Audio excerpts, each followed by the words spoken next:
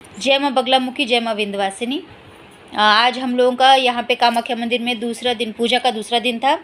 कुमारी पूजन और बगलामुखी पूजन, ये दो पूजन हमने किए। तो कुमारी पूजन में जो है मतलब वो एक्सपीरियंस मेरे लिए बहुत अच्छा था। मतलब कुमारिका का पूजन करना और फिर उसका फल प्राप्ति करना सच में एक मतलब फ़र्स्ट टाइम मैंने ये देखा था। और उसके बाद बगलामुखी पूजन हुआ। बगलामुखी पूजन के बाद जो है हवन वगैरह भी हुआ, मतलब बगलामुखी माई का अभिषेक वगैरह करने के बाद हवन वगैरह भी किया गया। तो उस हवन में जो है, जब हम लोग हवन कर रहे थे तो हवन कुंड की अग्नि में, ऐसा हर यज्ञ के बाद, हवन के बाद होता ही है, कुछ शक्लें दिखाई देती हैं। तो उन शक्लों के बारे में मैं आपको बाद में बताती हूँ।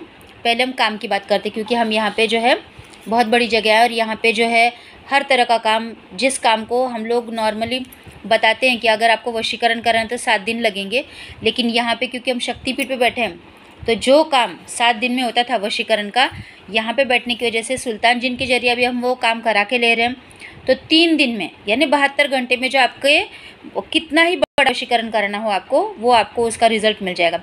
चाहे आप वशीकरण कराओ, चाहे मारन कराओ, मोहन कराओ, मूठ मारनी कराओ, कुछ भी कराओ, 3 दिन में जो है आपको आपका फल सुल्तान जिन के मतलब हम सुल्तान जिन के ज़रिए वो काम कराएंगे और 3 दिन में आपको उसका रिज़ल्ट मिल जाएगा।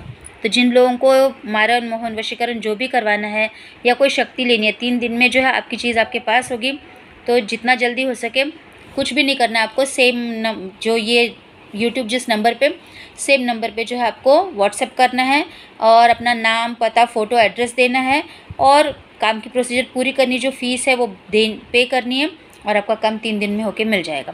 मतलब काम पक्का 3 दिन में आपको 100% रिज़ल्ट मिलने ही वाला है। अब बगलामुखी हवन के टाइम पे जो मैंने आपको बताया, आज हमने बगलामुखी हवन वगैरह किया।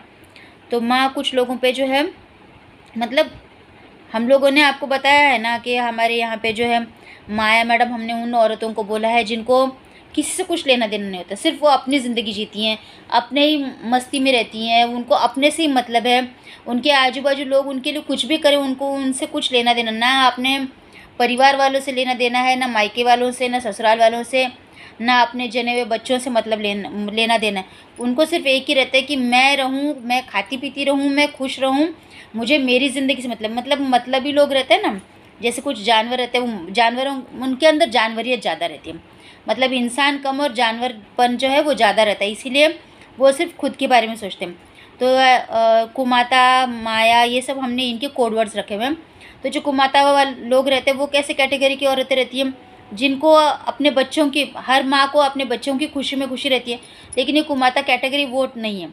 उन लोगों को जो है हर एक की बर्बादी करते छूटते चले जाते हैं।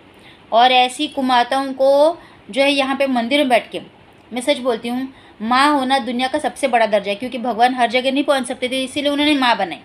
लेकिन ये कुमाता लोग कैसे रहते हैं, ना खुद का भला करते, ना किसी का भला करते। तो ऐसी कुमाता लोगों की जो अंदर गंदगी है, गंदे विचार है और इनके अंदर जो गंदापन है, तो मैं यहाँ मंदिर में बैठ के, मेरी माँ जो है आज खुद बहुत उदास है, बहुत बोर हो गया उनको।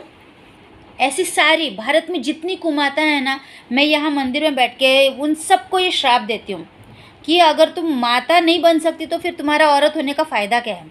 एक औरत जो है अपने बच्चों को जनती, ये जो कुमाता औरतें हैं ना, इन लोगों की गांड में बहुत चर्बी रहती है, इन लोगों को जो है बहुत ज़्यादा कीड़े रहते हैं। ये लोग सोचती हैं कि माझं चांगलं नाही झालं तर दुसऱ्याचं कशाला चांगलं पाहिजे, मतलब एकदम छिनाल रंडी टाइप रहती हैं। तो इन सबको जो यहाँ पे मैं कामाख्या मंदिर में बैठ के श्राप देती हूँ की तुम लोग जो दूसरों के बारे में इतना बुरा सोचते ना, खरंच नासून सोडून मरताल। जसं एखादं फळ आहे ना, फळाच्या टोपल्यामध्ये एखादं सडलेलं आंबा ठेवलं तर तो कसं सडून नासून मरतो, तसं तुमचं ना जानवर सडल्यानंतर, मतलब जानवर मरने के बाद जैसे सड़ जाते हैं ना, सड़क पे उनको कोई अग्नि भी नहीं देता, कुछ नहीं देता, उनकी बास उठती है, वैसी गंदी बास आके तुम लोग मरो, सड़ो। क्योंकि तुम लोगों के जैसे बाकी सब माओं को भी तकलीफ सहनी पड़ती है, बाकी सब माओं को भी सुन के लेना पड़ता है। खरंच तुम लोगों के गांड में इतनी चर्बी है ना, तो तुम लोगों की चर्बी जो है खुद कामाख्या माँ अब निकालने वाली है। सारी की सारी कुमाताओं को मेरी तरफ से श्राप है। और मैं तो मेरी तरफ से मेरी माँ यानी मेरी गुरु माँ को जो भी उनकी आंखों में छोटे से आंसू भी लगे, उनके चेहरे पे शिकन भी नज़र आती है ना, तो मेरा दिल दहल जाता है, क्योंकि मैं उनको सबसे ज़्यादा मानती हूँ। और माँ जो है, आज हमने बगलामुखी हवन किया तो कुछ लोगों की शक्लें दिखाई दी हमको उस हवन अग्निकुंड में, और पंडित जी ने खुद बताया कि माँ को खुद ही बताया कि तुम्हारे ही अपनों में से कुछ है जो मतलब तुम्हारे पति को तुमसे अलग करने का प्लान कर रहे हैं, अलग मतलब नज़रों में गिरा के अलग करने का प्लान कर रहे हैं। तो ऐसा ये जो गलतफहमी लोगों ने पाल के रखी है कि माँ और दादा को अलग कर देंगे, तो एक बात मैं बता देती हूँ, माँ ने ज़िंदगी भर सिर्फ कष्ट ही किए। बचपन में जो है उन्होंने घर का पूरा काम किया और पढ़ाई की, उसके बाद जो है ज़िंदगी में उनकी शादी हो गई, शादी के बाद भी उन्होंने मेहनत ही की है, मतलब उनको आराम की सुकून की ज़िंदगी नहीं मिली और आज भी वो कष्ट ही करी, मेहनत ही करी। वो खुद ही कहती हैं, जब तक मेरे हाथ पाँव में जान है मैं पूरा जी जान लगा दूँगी और मेरे लोगों के लिए मैं सब कुछ करूँगी। तो मतलब जो औरत अपना पूरा देकर लोगों को खुश करने की कोशिश कर रही है, वो उन्हीं लोगों की वजह से नाराज़ हो जाती है, उन्हीं की लोगों की वजह से दुखी हो जाती है। आज जो शक्लें हमने देखी है ना, उन शक्लों को देख के मुझे तो पहले बहुत झटका लगा कि मतलब ये औरत जिन लोगों पे इतना भरोसा करती है, जिनसे इतना प्यार करती है, वही लोग मेरे दादा और मेरी माँ को अलग करने की कोशिश करें। मेरी माँ की सबसे बड़ी खुशी दादा है, क्योंकि वो औरत ज़िंदगी भर प्यार के लिए तरसी है और आज उनको प्यार मिला है, सच्चा प्यार मिला है। दादा भी उनसे बहुत प्यार करते हैं, माँ भी उनसे बहुत प्यार करती है। और ये दोनों कैसे हंस का जोड़ा रहता है ना, अलग नहीं हो सकता एक दूसरे के से, वैसे है। मतलब ये लोग दूर हैं तो भी इन लोगों को वहाँ पे मतलब एक दूसरे के फीलिंग्स की मतलब एक दूसरों की फीलिंग्स जान पड़ती है। और अगर आप लोग ये सोच रहे हो कि आप लोग गलतफहमी पैदा करोगे, दोनों को अलग करने की कोशिश करोगे या कोई गेम खेलोगे और दोनों को काटने की कोशिश करोगे, तो वो नहीं हो सकता। क्योंकि जब भी मैं, हाजिदा आपा, सुनीता दी हम लोग पूजा करने के लिए बैठते हैं तो सबसे पहले इन दोनों को बांध देते हैं, मतलब इन दोनों का प्रोटेक्शन लेयर बनाते हैं और फिर उसके बाद बाकी सब पूजा पाठ करते हैं। क्योंकि शिष्य के लिए तो गुरु की खुशी सबसे बड़ी खुशी होती है और हमारी माँ की सबसे बड़ी खुशी दादा है। मेरी माँ को दुनिया को कोई ऐशो आराम नहीं चाहिए, क्योंकि वो कहती है कि मैं जहाँ खड़ी हो जाऊँगी वहाँ पे जो है बस मैं अपनी उंगलियाँ घुमा दूँ, माला घुमा दूँ तो पैसा आ जाता है। तो उनको पैसे से कोई लगाव नहीं, उनको सिर्फ दादा से और दादा की खुशियों से लगाव है।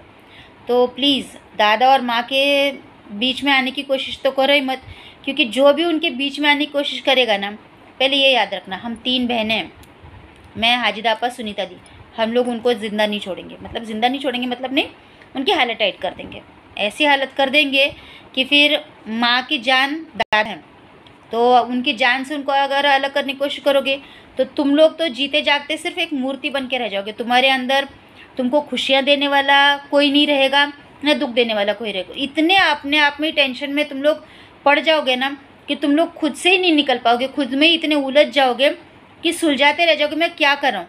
तुम जो करोगे तुमको ही नहीं समझ में आएगा हम क्या करें क्या नहीं।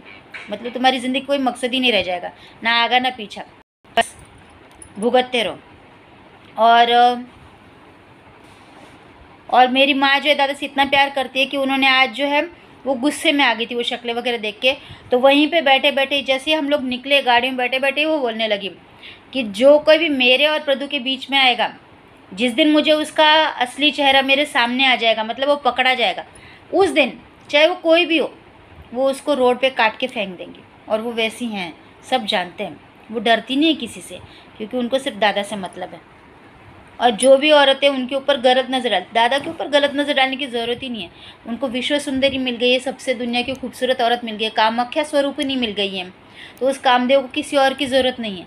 और जो भी औरतें दादा की ओर गलत नज़र से देखती हैं या गलत नज़र, एक बात याद रखो, मेरी माँ का जिस दिन काली रूप जागृत हो गया ना, तो माँ तो उसको काट के फेंकेगी, लेकिन उससे पहले उसको सज़ा ज़रूर देगी, क्योंकि उसने दादा की ओर गलत नज़र डाली ना। तो ऐसे दड़गुले लोगों के साथ, इतने दड़गुले लोगों के साथ सुला देगी कि वो औरत ज़िंदगी में सादी नींद भी लेना भूल जाएगी, वो सोएगी ही नहीं, खाली जागी रहेगी कि नहीं बाबा मैं सो गई या फिर मुझे किसी के साथ सुला दिया। तो याद रखो, ये वार्निंग है, मेरी माँ की तरफ से वार्निंग है कि मेरे प्रदू को देखने वाली औरत का मैं ऐसा हाल करूँगी कि वो दिन रात उसको ऐसे ऐसे लोगों के साथ सुलाऊँगी ना, उसकी वो सोने की इच्छा तो वो खुद को ही ख़त्म कर देगी, ऐसी हालत हो जाएगी, खुद में ही पागल हो जाएगी। इतना बेकार वार्निंग दिया उन्होंने, क्योंकि उन्हें आज कुछ शक्लें देख के बहुत दुख हुआ है, बहुत तकलीफ़ हुई है। और जो माया मैडम लोग हैं, मतलब हमारा कोड वर्ड 2 माया मैडम, उन औरतों के लिए जिनको मतलब औरत की ज़िंदगी में क्या होता है, अपने भारतीय परंपरा में औरत की ज़िंदगी में दो घर होते हैं, एक मायका एक ससुराल। मायका छूटने के बाद हमारा असली घर ससुराल होता है। और माँ बाप जो है जब हमको विदा करते तो यही कहते हैं कि तेरी अर्थी अभी इसी घर से उठेगी।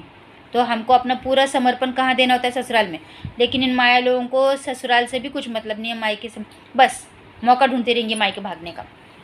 तो तुम लोगों को भी वार्निंग है कि तुम लोग भी जो है इस तरह की गलतियाँ मत करो, क्योंकि तुम लोगों के अंदर तो ना सबसे बड़ी गंदगी भरी होती है, क्योंकि तुम लोग अपने पति को खुश नहीं रखोगी, लेकिन यहाँ वहाँ जो मुंह मारते फिरोगी। ऐसी गंदी आदतें करने वाली औरतों को भी जो है मैं एक ही बात बोलूँगी कि एक बार तुम्हारी शादी कर दी तो ये रंडीपना नहीं करना चाहिए, ये छिनालपना नहीं करना चाहिए, ये शोभा नहीं देता। हम लोगों को जो है शादी करके अगर अपने पति के साथ छोड़ दिया जाए तो हमको अपने पूरा प्रेम भाव पति के ऊपर लुटाना चाहिए। यहाँ जा वहाँ जा, इसके साथ मुँह मार उसके साथ मुँह मार, ये तो उन औरतों के लिए है ना। धंधा करने वाली औरतें तो एटलीस्ट ईमानदारी से धंधा करती हैं, मतलब वो खुल्लम खुल्ला धंधा करती हैं, अपनी मेहनताना जो करती है उसका पैसा लेती हैं। और हम लोग जो है शादीशुदा होकर अपने पति के तो यहाँ वहाँ मुँह मारते फिरती हैं, रंडीगरी करती फिरती है, वो ठीक नहीं है। ये सब छोड़ दो, क्योंकि ऐसी औरतों को तो माँ छोड़ती नहीं है, ये पता है।